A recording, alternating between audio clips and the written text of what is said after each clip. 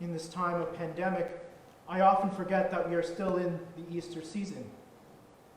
If it was not for the daily Mass and other liturgical prayer, it would be hard to tell that it was Easter. I mean, even the snow and frosty weather we received this past week brings us back into the winter months of ordinary time and Lent. In these disconcerting times that has brought us into the great cloud of unknowing, we have been blessed with a continuous reading from the obscure epistle of St. Peter as our second reading. By way of reminder, in this pastoral letter, St. Peter is writing to the exiles in the dispersion, living in northern Asia Minor, which is modern-day Turkey. These are the Christians who lived in an environment that would have been hostile to the faith. As recent converts to the faith, they were giving up on their comfortable and familiar way of life and becoming someone who would be persecuted for what they believe. Exiled, alienated from their community. St. Peter, in his pastoral tone, is writing to them in order to encourage them to persevere in their faith. How to live in this world with such suffering and hardship. Given the context of this letter, the words that we read speak to our own disconcerting and confusing times. We can imagine St. Peter, the first pope, who was called to strengthen the 11 apostles and the disciples as he witnessed their suffering.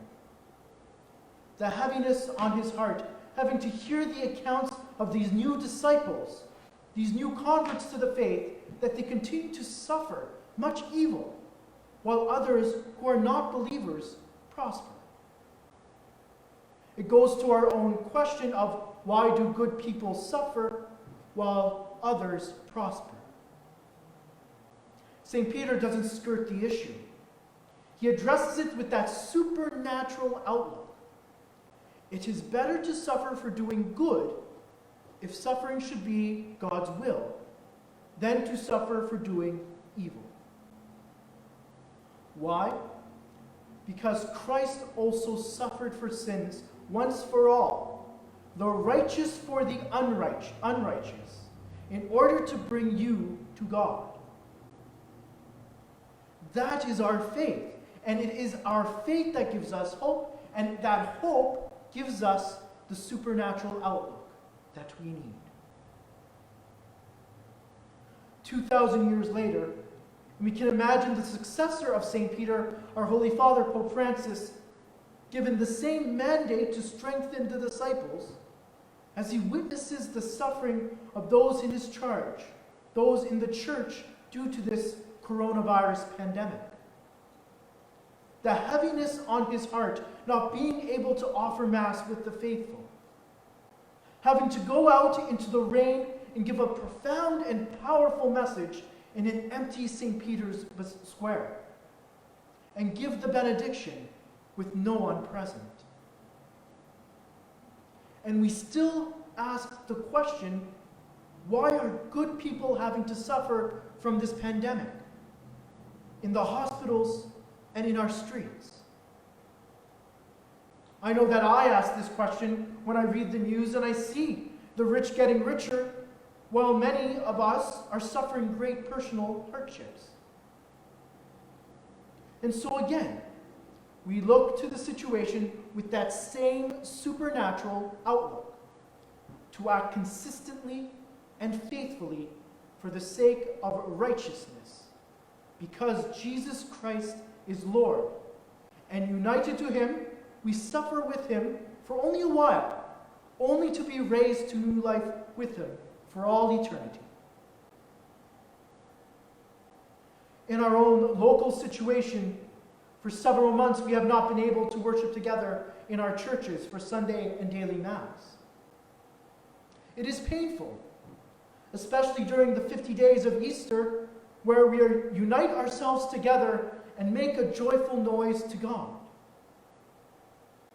We can imagine His Eminence Cardinal Collins, along with his brother bishops, given the mandate to build up and shepherd their local flock, as they hear the cries of the faithful, which is made known to them through social media because of the drastic restriction of closing our parish churches.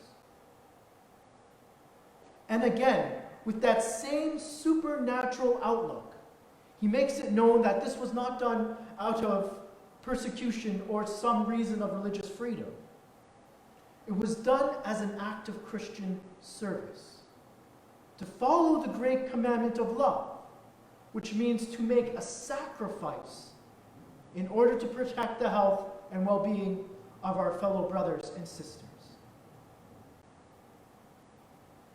But like the early church, with St. Peter at the helm of the ship, navigating through the turbulent waters, adapted when confronted with persecution, remaining steadfast in the faith and the mission to go out and proclaim Christ as Lord, as we see in the Acts of the Apostles, where Philip moves from Jerusalem, where persecution was heavy, and goes down to Samaria to bring the good news to the Samaritans. We too adapt when presented with our own obstacles. We live stream masses. We go online with retreats and reflections. We continue to serve those in need in creative ways. And I truly believe that this has been prompted and guided by the Advocate, the one who walks with us in this pilgrimage on earth, the Holy Spirit. It is the Holy Spirit that provides us with the supernatural outlook to allow the Scriptures to open our heart to the promise that God made, saying that he would never abandon us, that he would not leave us orphaned. And it is the same Holy Spirit that convicts our hearts in that supernatural outlook to remember that God is always faithful to his promises. Be assured that God has not closed off his ears to our cries. He has not rejected our prayers and supplications to have our churches open and we return to whatever normal will be. His love is steadfast at all times. But the fundamental basics of prayer is not my will, but his will, according to his time, because his time is the best time. That is the supernatural outlook we need now. Not complaints and criticisms, but digging deep into our hearts and asking, what is the Holy Spirit doing to help me sanctify Christ as Lord? How is he placing in my heart that supernatural outlook? See the one essential and necessary thing that will truly lead to new life with him now and in time for all eternity.